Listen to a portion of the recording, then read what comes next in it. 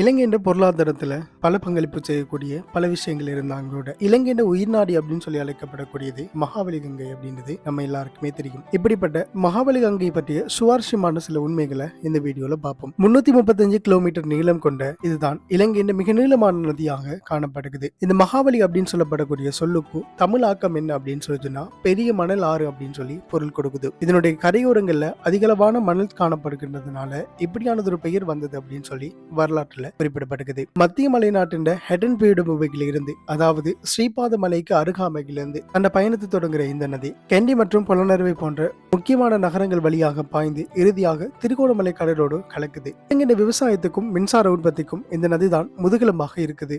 குறிப்பாக விக்டோரியா மற்றும் கொத்மலை போன்ற பிரம்மாண்டமான அணைகள் இந்த நதிகின்ற தான் கட்டப்பட்டிருக்குது. ஒரு சின்ன நீரோட்டமாக ஆரம்பிச்சு ஒரு நாட்டின் பொருளாதாரத்தையே தாங்கி நிற்கிற இந்த மகாபலி கங்கை தான் இலங்கையின் உண்மையான சொத்து.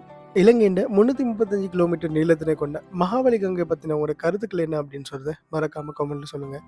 இது போல இன்ஃபர்மேட்டிவான விஷயத்தை தெரிஞ்சுக்கொள்ள மறக்காம நம்மளை சப்ஸ்கிரைப் அண்ட் ஃபாலோ பண்ணி வச்சுக்கோங்க. இன்னும் ஒரு வீடியோட சந்திக்கலாம்.